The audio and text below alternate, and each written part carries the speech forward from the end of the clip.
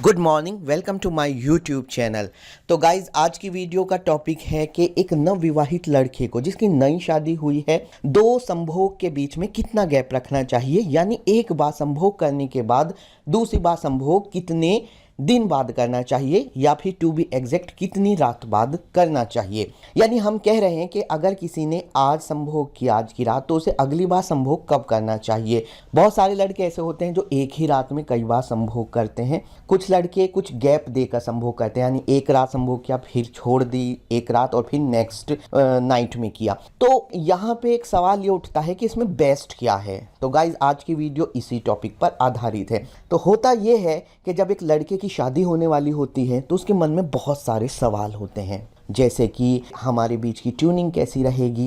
इन्हीं सवालों में से एक सवाल जो होता है वो उसकी सेक्स लाइफ को लेकर भी होता है, और इन्हीं सवालों में से एक सवाल होता है कि मैं संभोग के बीच में कितना गैप रखूं, संभोग करने के बाद नेक्स्ट संभोग कब करूं। ऐसे में बेस्ट तो ये है कि वो अपनी पत्नी से इस बारे में बात करे, लेकिन लड़के अक्सर इस बारे में अपनी पत्नियों से राय लेना अच्छा नहीं समझते हैं, और इसके बजाय वो अपने दोस्तों से बात करते हैं। दोस्तों से बात करने में उनको उल्टी सीधी सलाहें मिलती हैं। नतीजा ये होता है कि उनको नुकसान हो जाता है।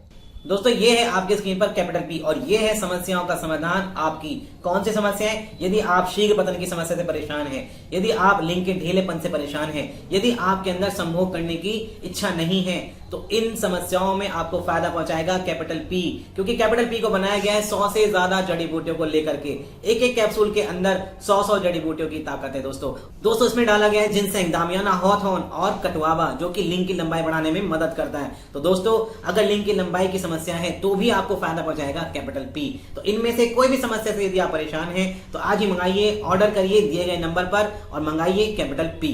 अब हम जानते हैं और पता करते हैं सर्वे के बेस पर कि ज्यादातर लड़के संभोग के बीच में कितना गैप रखते हैं। तो दोस्तों सर्वे से पता लगा कि ज्यादातर लड़के जब वो नवविवाहित होते हैं, न्यूली मैरिड होते हैं, एक रात में कई बार संभोग करते हैं। यानी गैप की बात तो छोड़ो, बल्कि वो वन नाइट में ही 2 या 3 टाइम्स 2 या 3 बार संभोग कर लेते हैं। तो गाइज मैं आपको बताना चाहता हूँ कि ये बिल्कुल ठीक नहीं है, और हम साइंटिफिक तरीके से जानेंगे, वैज्ञानिक रूप से जानेंगे, डॉक्टरी के लिहाज से जानेंगे कि बेस्ट क्या है। तो गाइज सच ये है कि अगर आप एक रात में कई बार संभोग कर रहे हैं तो ये आपके लिए बहुत नुकसानदेह है। इसके यूँ तो बहुत सारे नुकसान हैं, लेकिन मैं 4 मेन पॉइंट्स आपको बताता हूँ। सबसे पहला ये होता है कि जब हम एक रात में कई बार संभोग करते हैं तो उससे क्या होता है कि हमारी जो एनर्जी होती है वो बहुत ज़्यादा खर्च होती है। हालांकि मैं बहुत ज़्यादा पुराने ख्यालात को यहाँ पर, विचारों को नहीं थोपूंगा। मैं कहूँगा भाई सेक्स करने से इतनी कमज़ोरी हो जाती है, वीर्य की एक बूंद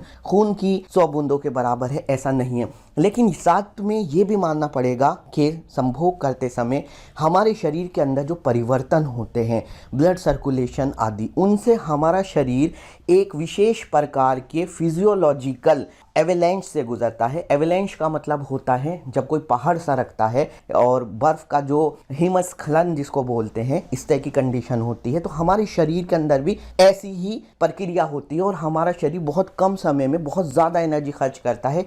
इसी वजह से हम संभोग के बाद थका हुआ भी महसूस करते हैं।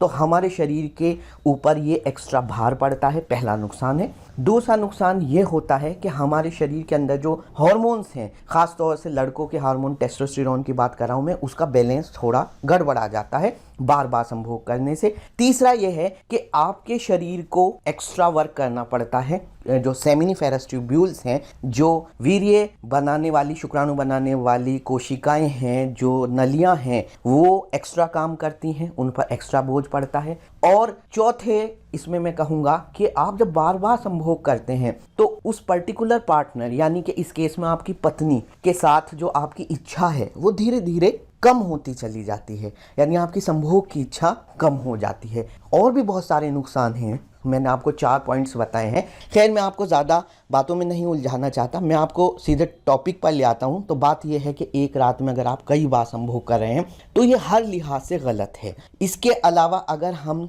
आपस के प्यार की, मोहब्बत की बात भी करें तो पति और पत्नी के बीच में बार बार संभोग करने से फिर वो बात नहीं रह जाती है। तो ऐसे में सवाल उठता है तो फिर संभोग के बीच में कितना गैप होना चाहिए। तो गाइज आइडियल ये है कि 2 संभोग के बीच में कम से कम 2 रातों का गैप होना चाहिए, यानी कि तीसरी रात संभोग होना चाहिए। इसके कई फायदे हैं और जो सबसे मुख्य है कि आपके और आपकी पत्नी के मन में एक दूसरे से मिलन की एक इच्छा बनी रहेगी, जो आपके अंदर संभोग की इच्छा को, संभोग की जो डिज़ायर है उसको बना कर रखेगी। तो गाइस ये सबसे इम्पोर्टेंट है। अब कुछ लोग कहते हैं कि ये तो बहुत ज़्यादा है, हम इतना गैप नहीं रख सकते। तो गाइस 2 रातों की बजाय आप 1 रात का रखिए, या फिर आप हर रात भी कीजिए, वो भी चलेगा। परंतु गाइस कभी भी आप ऐसा मत कीजिए कि एक रात में आप कई बार संभोग करें। आप एक बार संभोग करने के बाद अपने पार्टनर के साथ बातें कीजिए, आप क्वालिटी टाइम स्पेंड कीजिए, क्योंकि जब आप एक रात में कई बार संभोग करते हैं तो आपका सारा समय उसमें ही निकल जाता है। आपके और आपके पार्टनर के बीच में बहुत अच्छे संबंध नहीं बन पाते, जिसे हम कहते हैं एक तरह की बॉन्डिंग नहीं बन पाती है। तो गाइज आपने जाना कि 2 संभोग के बीच में सबसे बेस्ट है कि आप 2 रातों का गैप रखते हुए तीसरी रात संभोग करें। और सबसे बुरी बात यह है कि आप एक रात में 1 से ज़्यादा बार संभोग करते हैं। उम्मीद है आज की मेरी वीडियो आपको पसंद आई होगी। पसंद आई तो चैनल सब्सक्राइब कीजिए, वीडियो लाइक और शेयर कीजिए। मिलते हैं अगली वीडियो में। Good bye.